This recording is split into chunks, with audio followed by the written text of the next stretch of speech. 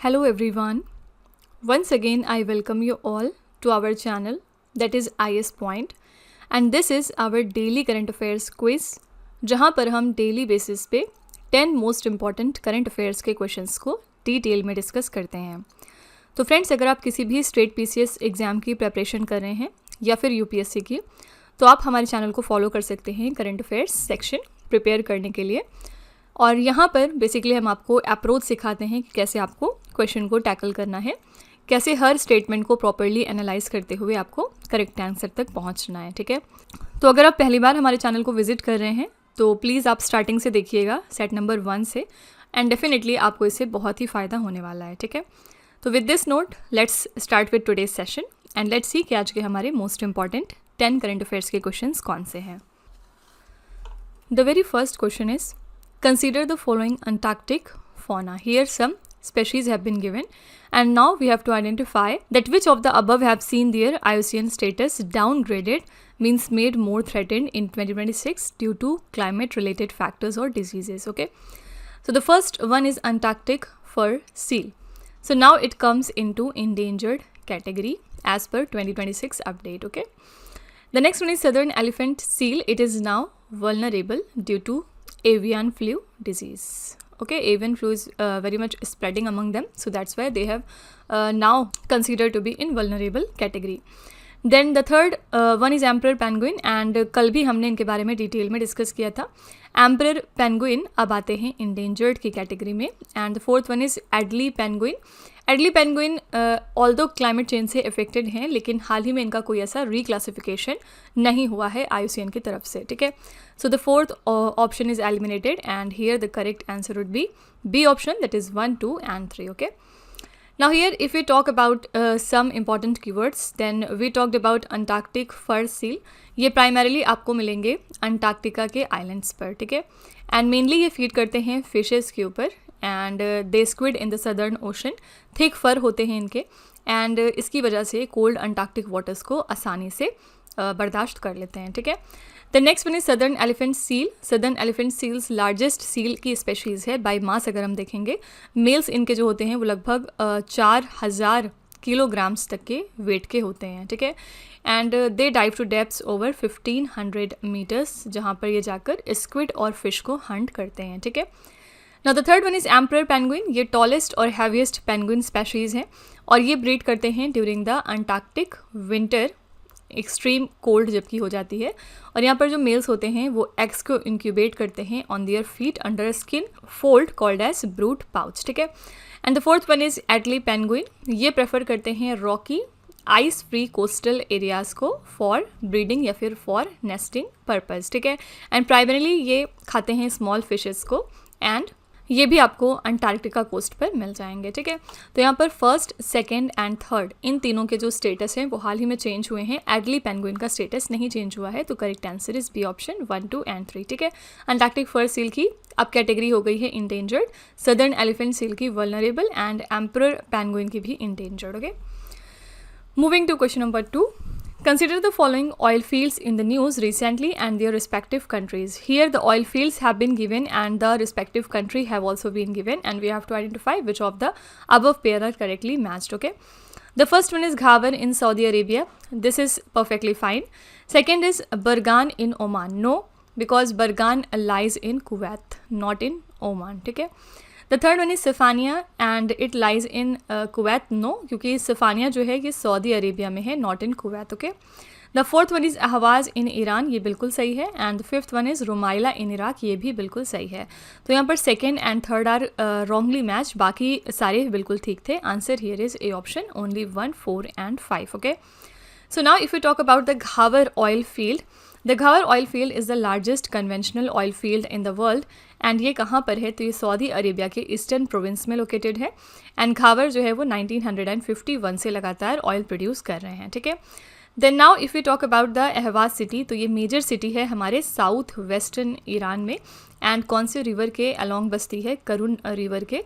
And ये जानी जाती है सिटी अपने ऑयल इंडस्ट्री के लिए और साथ ही डाइवर्स एथनिक ग्रुप्स के लिए. ठीक है, Now, after that, we'll talk about Rumaila oil field. तो Rumaila one of the Iraq's largest oil fields है और ये लाई करते हैं बासरा गवर्नोरेट में near the Kuwaiti border.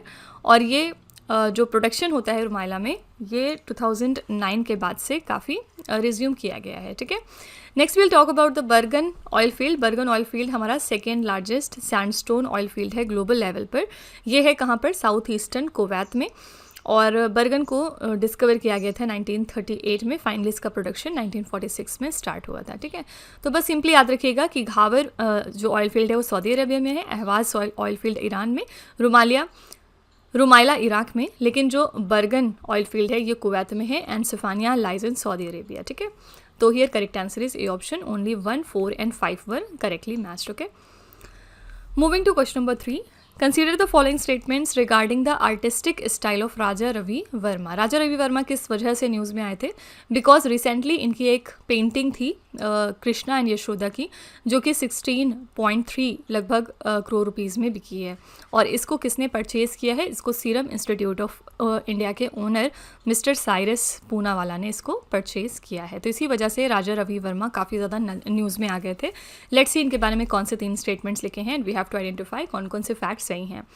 The first one is he synthesized western academic realism with Indian iconography. बिल्कुल सही है ये, क्योंकि जो राजा रवि वर्मा हैं ये जाने जाते हैं अपने वेस्टर्न मेथड्स इंडियन थीम्स के लिए, ठीक है, जहाँ पर इन्होंने यूरोपियन ऑयल टेक्निक्स का यूज़ किया है to depict Indian life and mythology, ठीक है। तो first statement is perfectly fine.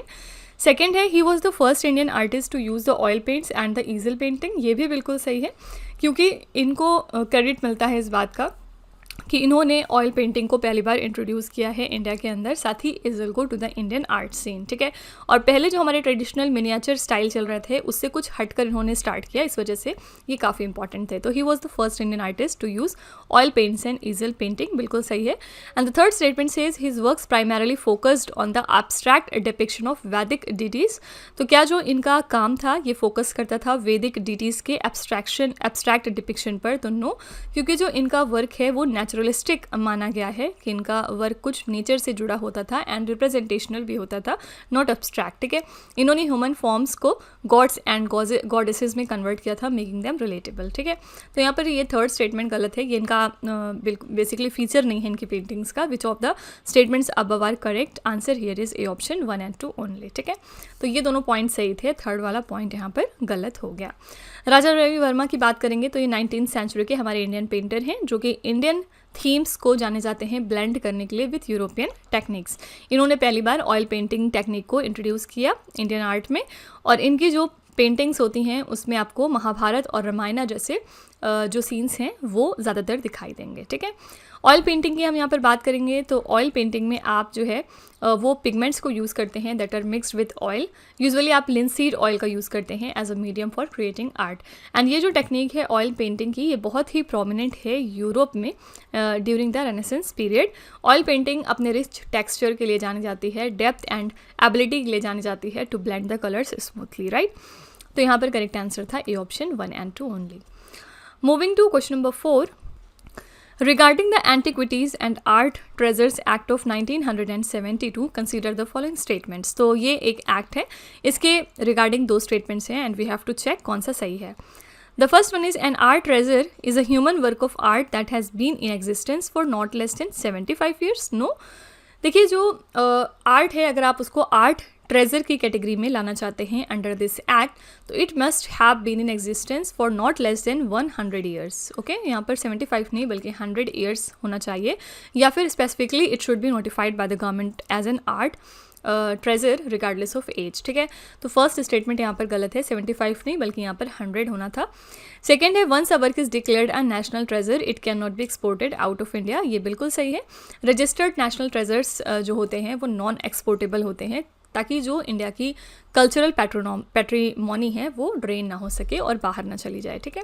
तो सेकंड स्टेटमेंट यहाँ पर सही था and the first one was गलत, क्योंकि यहाँ पर 75 ईयर्स लिखा था, यहाँ it should be 100 years, okay. Answer here is B option 2 only, right. I hope this question is clear to you. Now if you talk about some keywords then first of all we talked about art treasures act of 1972। तो ये जो act था ये enact कब हुआ था? 1976 में। Purpose क्या था?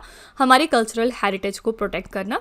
एंड इसके अंतर्गत ये रेस्ट्रिक्ट किया गया था कि जो रजिस्टर्ड आर्ट ट्रेजर्स हैं वो एक्सपोर्ट नहीं किया जा सकते हैं, जिससे कि जो हमारी नेशनल हेरिटेज है वो प्रिजर्व हो सके, ठीक है। तो art treasure must be at least 100 years old or it should be notified by the government, right? Now here if we talk about the antiquities, what are the antiquities? So they refer to objects over 100 years old of historical or cultural significance. तो antiquities का export जो है इसको भी regulate किया जाता है, जिससे कि इलीगल स्मगलिंग ना होने पाए। बहुत सारी कंट्रीज़ जो हैं उनके पास लॉज हैं एंटिक्विटीज़ को प्रोटेक्ट करने के लिए एज द नेशनल हेरिटेज, ठीक है। तो ये सारे फैक्ट्स हो गए। Here correct answer was B option 2 only. Moving to question number 5, which of the following artists are considered as a 9 gems of Indian art whose works are treated as the national treasures? Very important question, क्योंकि archaeological survey of India ने अब तक 9 artist को designate किया है as the national treasurers. और यहाँ पर के नाम कौन कौन से हैं आइए देख लेते हैं एक बार। फर्स्ट है यहाँ पर राजा रवि वर्मा, सेकेंड है अमृता शेरगिल, थर्ड है रविंद्रनाथ टैगोर, फोर्थ है यहाँ पर अबनिंद्रनाथ टैगोर, देन फिफ्थ है नंदलाल बोस, देन यहाँ पर सिक्स्थ है गगेंद्रनाथ टैगोर, 7 है जेमिनी रॉय, 8th है Sailoz Mukherjee and the 9th one is Nicholas रॉड्स, ठीक है। तो अब ये सारे हमारे 9 आर्टिस्ट हैं as the national treasures archaeological survey of India की तरफ से।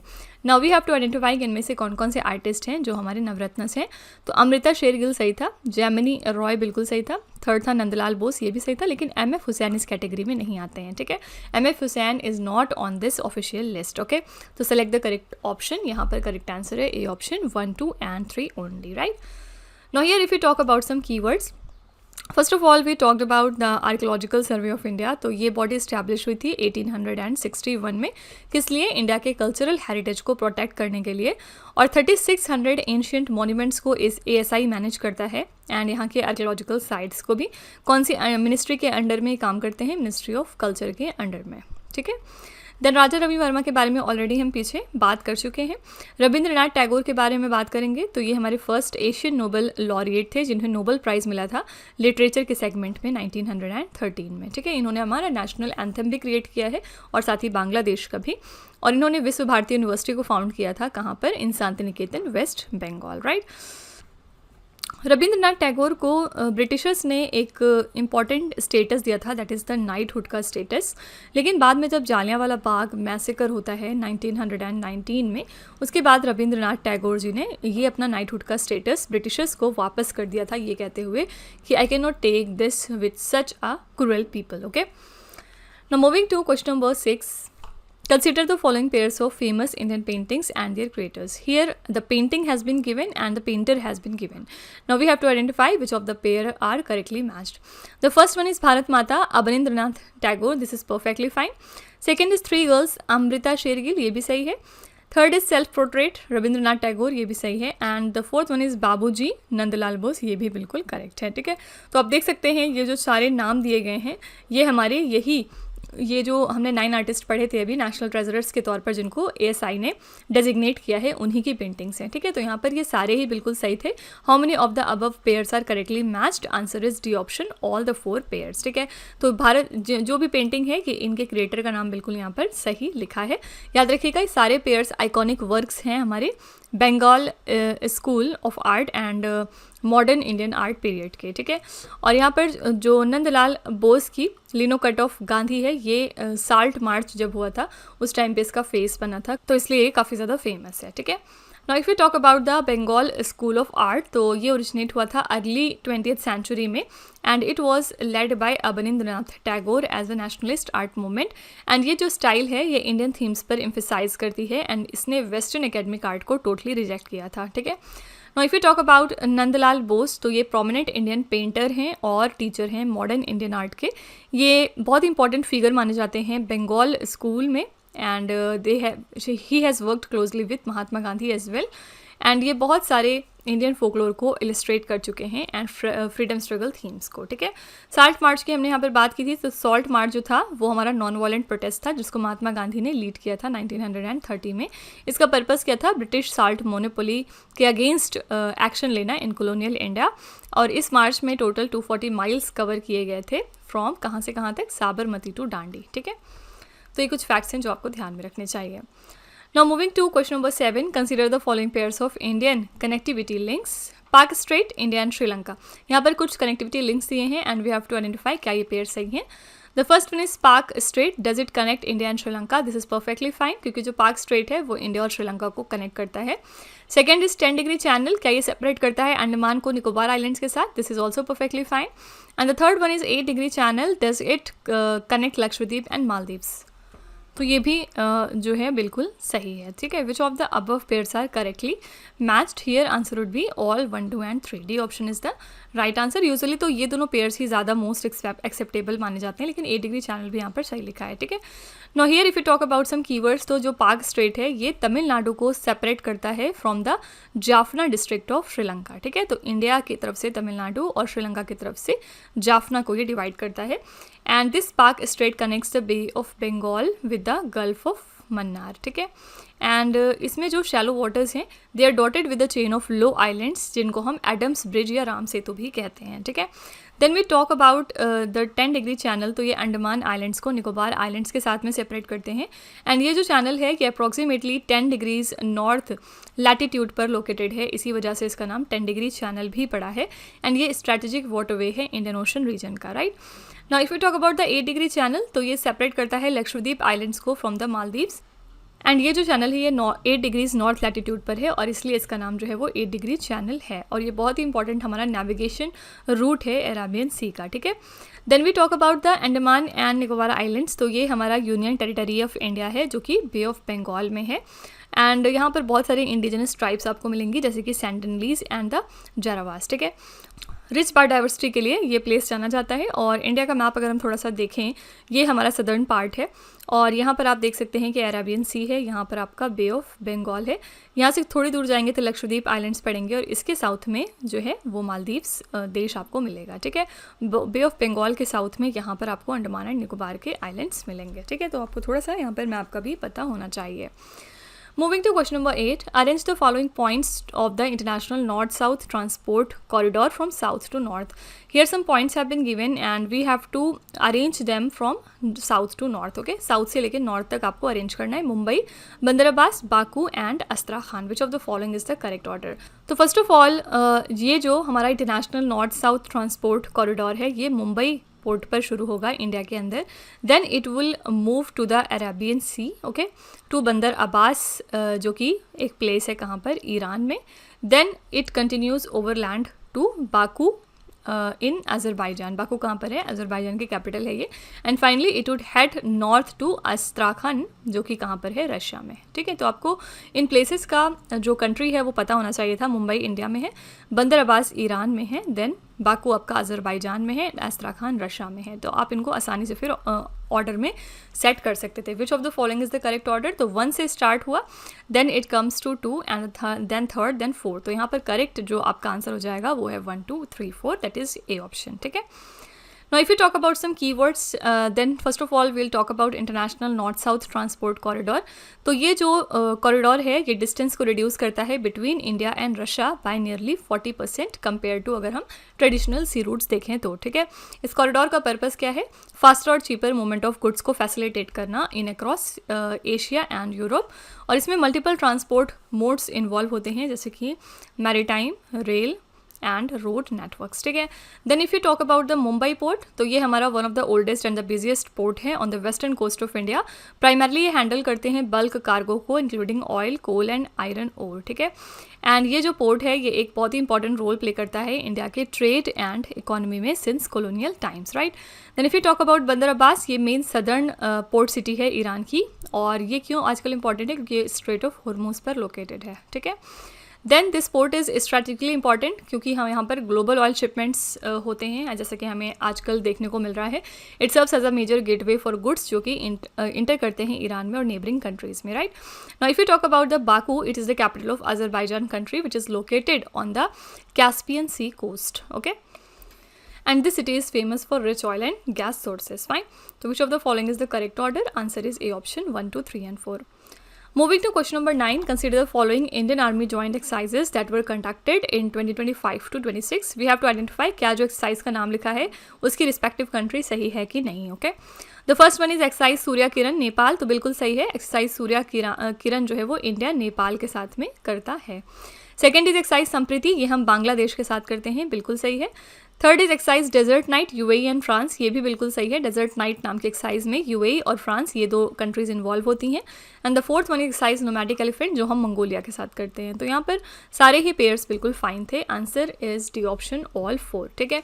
तो ये सारे के सारे हमारे recurring bilateral and multilateral exercises हैं जो कि इंडियन आर्मी कंडक्ट करता है इंटरऑपरेबिलिटी को इन्हांस करने के लिए with the partner countries. Surya Kiran हम नेपाल के साथ में करते हैं, संप्रीति बांग्लादेश के साथ, desert knight UAE and France के बीच में होती है, nomadic elephant we conduct with Mongolia. ठीक है. नाउ यहाँ पर हम बात करेंगे इंडिया नेपाल रिलेशंस की. तो नेपाल जो है वो एक लॉन्ग ओपन बॉर्डर शेयर करता है इंडिया के साथ, allowing the free movement of people. Treaty of peace and friendship यहाँ पर साइन हुई है इंडिया और नेपाल के बीच में. कब? 1950 में. और नेपाल इंडियन रूपी को भी यूज़ करते हैं along side its own currency in border areas. ठीक है. इंडिया बांग्लादेश रिलेशंस को देखेंगे तो इंडिया बांग्लादेश के साथ में 5th longest international border share करता है पूरी दुनिया का. And the land boundary agreement of 2015 ने बहुत सारे लॉन्ग स्टैंडिंग बॉर्डर डिस्प्यूट्स हमारे ख़त्म किए थे. इंडिया जो है बांग्लादेश को एडजस्ट कर रहा था ड्यूरिंग इट्स 1971 लिबरेशन वॉर. ठीक है. Then if you talk about India Mongolia relations, तो दोनों कंट्रीज़ ने अपने डिप्लोमेटिक रिलेशंस स्टार्ट किए थे 1955 में. एंड ये जो हम नोमैडिक एलिफेंट एक्सरसाइज कंडक्ट करते हैं इसका पर्पस क्या है? दोनों कंट्रीज़ के बीच में कॉपरेशन को बढ़ाना. ठीक है. Here correct answer was D option all 4. Now moving to question number 10, which of the following passes are located within और provide access to Karakoram range. आपको बताना है इनमें से कौन कौन से पास हैं जो आपको एक्सेस प्रोवाइड करते हैं काराकोरम रेंज का. तो यहाँ पर ऑप्शन है काराकोरम पास, खुंजेराब पास, नथुला एंड अघिल पास. तो यहाँ पर काराकोरम पास एंड खुंजेराब पास, इसके अलावा अघिल पास, ये तीनों पास जो है वो सिचुएटेड हैं आपके काराकोरम रीजन में. तो ये तीनों सही हो जाएंगे. बाकी जो नथुला पास है ये आपका हिमालयाज़ में लोकेटेड है जो कि कनेक्ट करता है इंडिया के अंदर सिक्किम को चाइना के तिब्बत के साथ में. ठीक है.